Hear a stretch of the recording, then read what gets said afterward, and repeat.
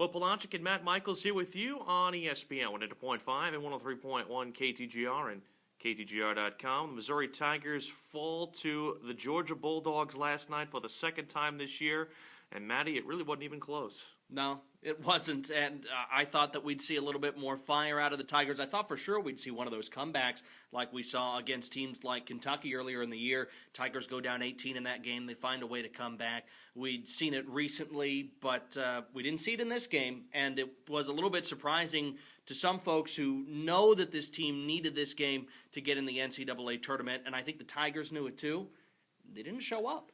Tigers did not get a lot from their rest of their supporting cast. They were trying at least to try and get some other pieces involved, but we saw a lot of short rims, saw a lot of fatigue, and I think some people would say maybe a bit of disinterest in the team near the end. Some people think that they've checked out. Have you agree?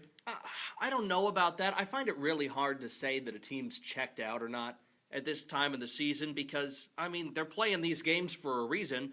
Theoretically, you'd think they want to win these games for a reason, and I thought early on, until that 2 3-point flurry at the end of the first half, I thought that Mizzou was in the game, even for as poor as maybe Georgia was playing. Mizzou was playing even more poor in terms of its field goal shooting. I mean, they barely cracked 30% in that first half, but then when they were down 9 at half instead of, 4 or 5, I think they kind of took the wind out of their sails a little bit. They came out with some good push, but then after that, like you said, Will, it was surprising to see just how they faded down the stretch instead of actually finding a way to come back in the game.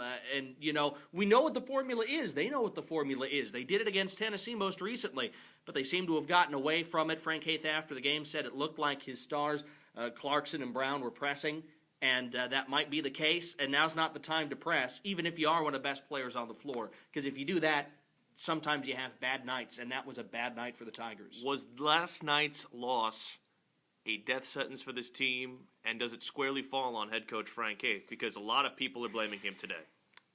Death sentence? Well, technically no, because you can always go out and theoretically run through Atlanta and find your way into the field by getting your conference's tournament bid. Or even, winning Tennessee and maybe going on a run in the tournament, get to Saturday and you'd almost have to get to the final by now. I would think so. You almost have to get to the final because while the paper doesn't show some of the games this season as a bad loss, the people who watched it, you and I... The eye test is not favorable for Missouri right now, especially with the last two games. We would admit that first Georgia game at home, that home opener, when Georgia had nothing going on for it and was basically a 500 team in January, we both said that was a bad loss at the time. Now, it hasn't turned out to look that way on the RPI and all the sheets that the folks will use in the room to pick the field of 68 coming up here in just a couple of weeks. But we thought that was a bad loss. Well, and now on paper, Alabama looks like the worst loss. And this game, in terms of what you needed to see from the Tigers,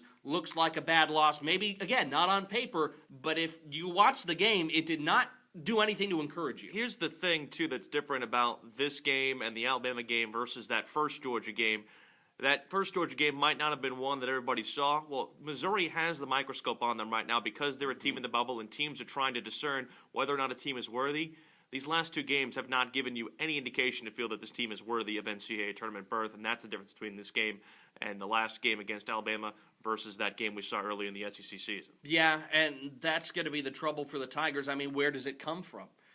We thought that it could start coming from the inside, and I don't think that its lack of effort in this last game completely. I mean, Coach Frank Haith after the game said he thought that there was more effort than in that Alabama game, and he's judging on a metric that you or I don't maybe even see. Right. Because, I mean, we're just guys who happen to watch a lot of basketball. He's a guy who coaches it and knows the game. In terms of what Frank Haith has done with this team, you said it at times this season, and I would agree with it.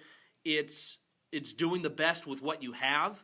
I'd never thought that he had to rely completely on two guys, but at times it's looked like he's had to. In this game, it looked like they started relying on Clarkson and Brown a lot, and it bit them because they didn't have otherworldly games. They still scored in double figures, but they weren't pacing the field like they have at times this season. And when you rely on two guys to score and you take them away, teams are going to find a way to beat you, and that's what happened last night. We would have looked very, very awkward if I had worn the original color that I was going to wear this morning. I was going to wear something very similar to what you have on. That would have looked very, very weird. Why are you talking about? Why do we always have to talk about colors on this thing?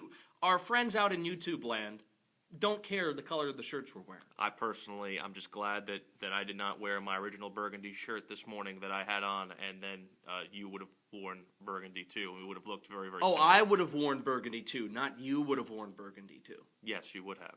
It would have just served purpose. So it would have been my problem, not your problem. It would have served purpose, and we would have blamed you. The Tigers take on a team that wears burgundy on Saturday in Mississippi State. That's why I bring this up. The Tigers and Bulldogs meet for their only matchup this season. Pre-game coverage noon on Saturday, and you'll see it and hear it on the Zimmer Sports Network. For Matt, I'm Will. Thank you so much for watching. This has been KTGR's coverage of Missouri basketball.